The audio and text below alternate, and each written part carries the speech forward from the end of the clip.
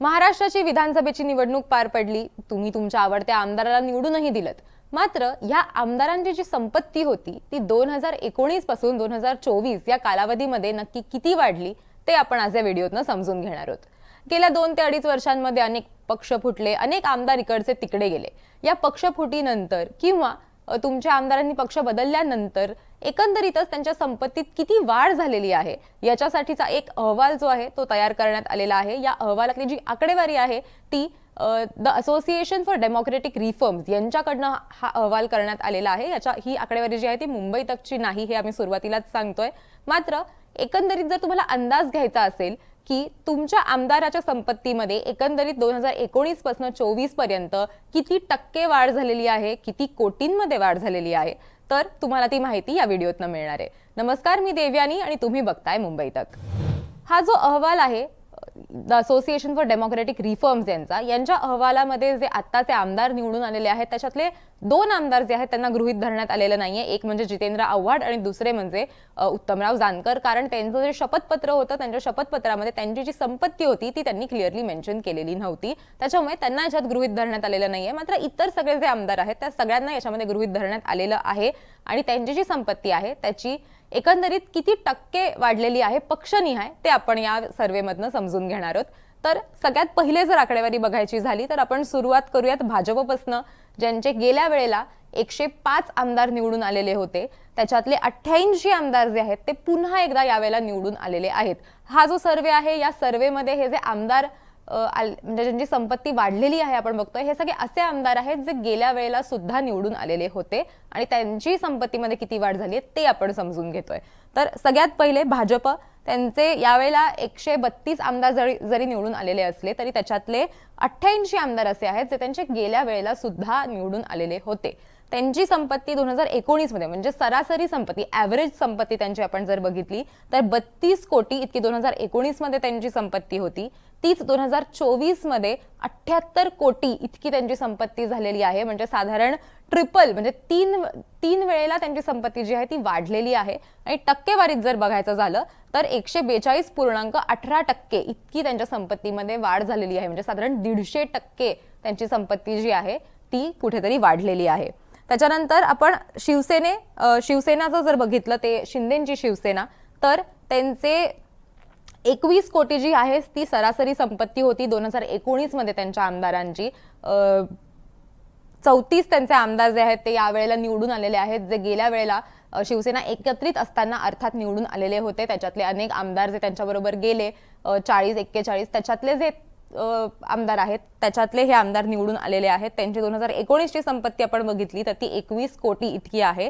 त्याचबरोबर 2024 ची आपण संपत्ती जर बघितली तर 38 कोटी इतकी त्यांची संपत्ती आहे आणि 79.9% इतक्या त्यांच्या संपत्तीमध्ये वाढ झालेली आहे. त्याच्यामुळे यांची जी संपत्ती आहे म्हणजे यांच्या आमदारांची ती खूप नाही पण एक 10 ते 12 कोटींनी सरासरी जर ऍव्हरेज आपण काढायला गेलो तर 10 ते 12 कोटींनी त्यांची संपत्ती जी आहे ती वाढलेली आहे. त्याच्यानंतर पुढच्या पक्षाचं जर आपल्याला बघायचं झालं तर पुढच्या पक्षामध्ये सुद्धा आपल्याला अशीच काहीशी आकडेवारी बघायला मिळणार आहे. पुढचा पक्ष आहे तो म्हणजे नॅशनलिस्ट काँग्रेस पार्टी, एनसीपी.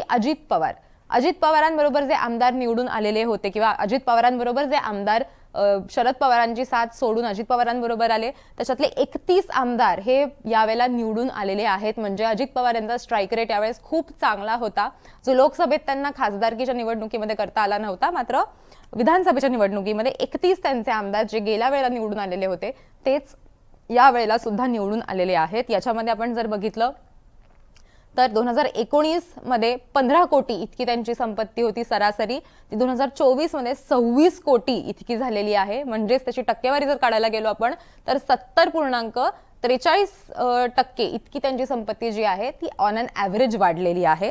त्याच्यानंतर काँग्रेसचं आपण बघायला गेलो तर काँग्रेसचे गेल्या वेळेला जितके आमदार निवडून आलेले होते त्यातले फक्त 10 आमदार हे पुन्हा निवडून आलेले आहेत. या 10 आमदारांमध्ये सुद्धा जर आपण बघितलं तर 39 कोटी इतकी त्यांची 2019 ची सरासरीची जी आकडेवारी होती आणि त्यांची 2024 मध्ये आपण जर बघितलं तर 60 कोटीच्याही वर आपल्याला त्यांची आकडेवारी जी आहे ती म्हणजे त्यांची संपत्ती जी आहे ती वाढलेली आहे आणि त्यांचा आकडा जो आहे तो साधारण डबल झालेला आहे असं आपण म्हणू शकतो. आणि टक्केवारीत बघायला गेलं तर 71.56-57% त्यांची जी टक्केवारी आहे, टक्केवारीमध्ये त्यांची संपत्ती वाढलेली आहे. त्याच्यामुळे काँग्रेसची आमदारांची संख्या जरी कमी असली तरी संपत्तीत मात्र त्यांच्या बऱ्यापैकी वाढ झाल्याचं आपल्याला याच्यामध्ये बघायला मिळालंय.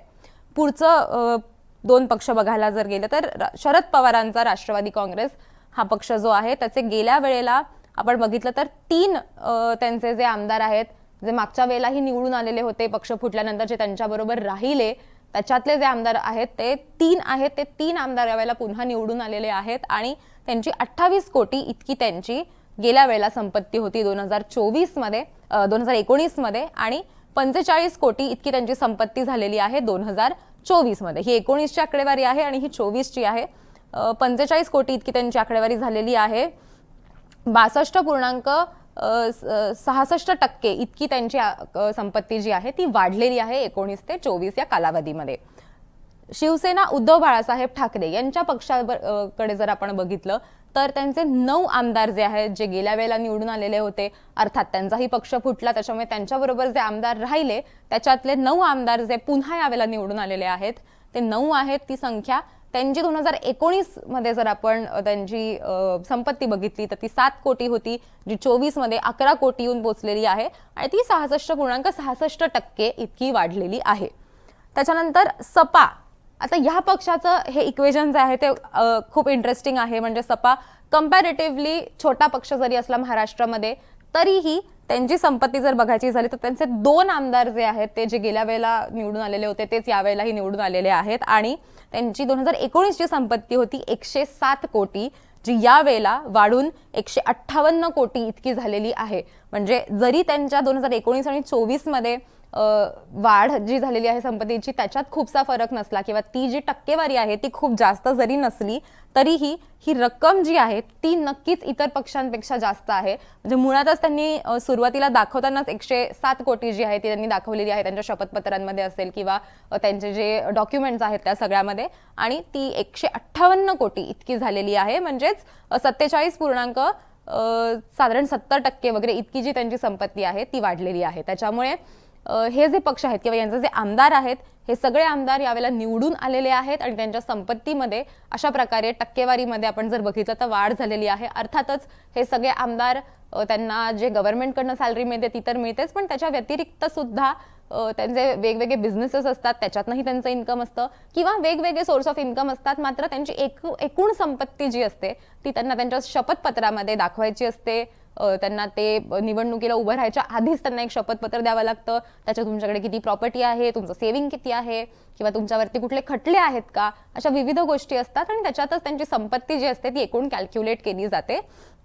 त्याच्याचप्रमाणे आपण ही सगळी आकडेवारी बघितलेली होती आणि हा जो अहवाल आहे जसं मी म्हटले की the association of democratic reforms यांचा हा अहवाल आहे, त्यांची ही सगळी आकडेवारी आहे. त्याच्यामुळे तुमचा आमदार ज्या पक्षात आहे त्या अकॉर्डिंगली तुम्ही अंदाज घेऊ शकता की तुमच्या आमदाराची संपत्ती एकूण किती असेल किंवा ती किती वाढलेली आहे आणि या पक्षांची जी संपत्ती आहे ती एकंदरीतच 2019 पासून 24 या कालावधीमध्ये किती वाढलेली होती. हा व्हिडिओ तुम्हाला कसा वाटला हे आम्हाला कमेंट सेक्शनमध्ये नक्की सांगा.